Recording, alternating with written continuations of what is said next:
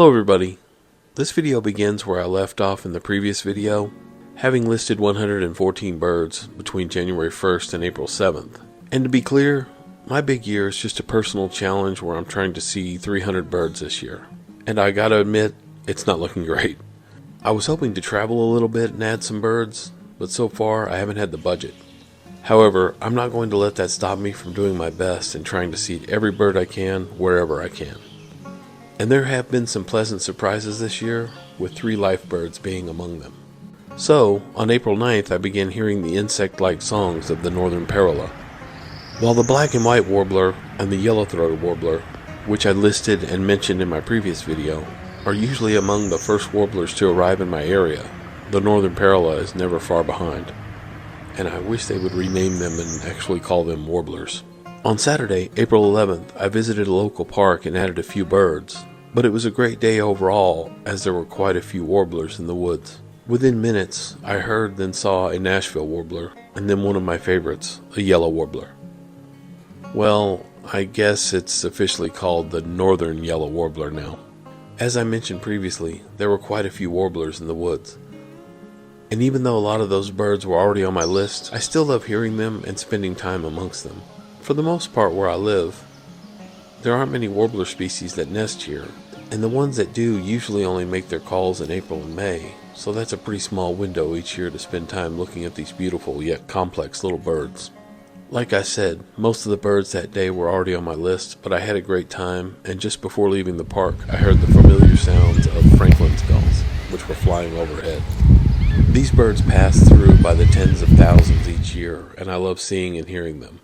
I get so excited when I hear their calls, because it reminds me of the beach, but then a certain sadness follows, because it reminds me of the beach. I love being at the beach, and I only live about 400 miles from the closest one, but when you don't have a ton of money, it may as well be a million. Oh well, the Franklin's gull was bird number 118. I saw a western kingbird at a local department store parking lot on April 15th, which is pretty much the same day they showed up in my area last year. I thoroughly enjoy western kingbirds, and I made a video featuring them, so I'll include a link in the description. In fact, all the birds I mentioned that I have videos of, I'll go ahead and include links in the description. And the following day, April 16th, I visited the local park again. As soon as I exited my vehicle, I could tell it was going to be a great morning just by the sounds. I immediately heard the wonderful song of the Swainson's thrush. I've said it before, and I'll say it again. The song of the Swainson's thrush reminds me of some sort of old-timey carnival kazoo. I love to sit and observe these birds as much as possible, and if you've never done that, I highly recommend it. And they are common where I live, but only for about 3 weeks each year.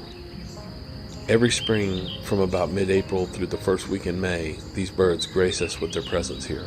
But it's terribly fleeting. As before, there were a bunch of other birds, most of which I already had on my list, but it was still a thrill to hear them singing in the trees.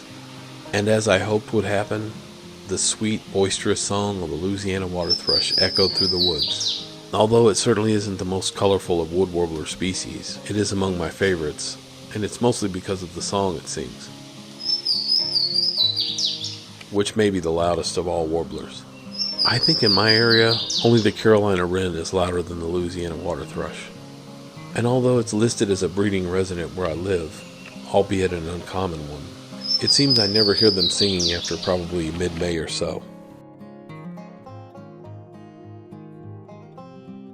Later that day, at my home, I saw my first of season ruby-throated hummingbird.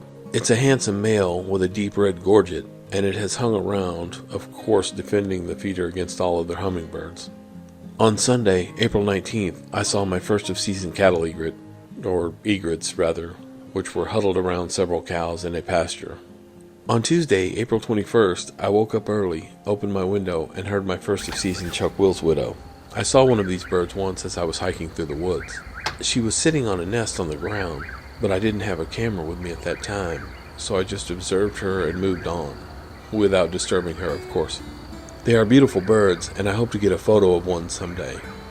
For now, I'll settle for hearing them on spring and summer nights. Later that morning, I visited the local park once again and heard my first of season Baltimore Oriole. Also, later that day, near my home, I heard and saw a great crested flycatcher.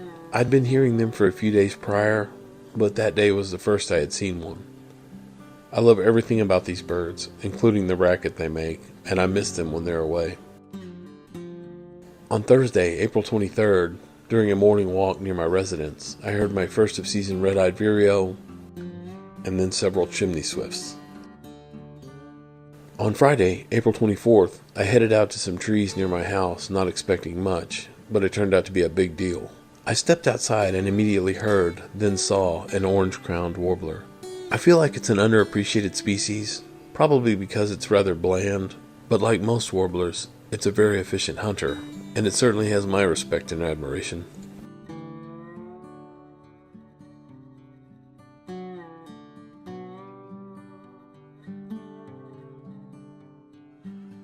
And after hearing them for a couple of days, I finally closed in on a painted bunting, bird number 130. While outside that morning, I also heard several upland sandpipers. I was so grateful as I hadn't been able to visit their preferred habitat to see one this year.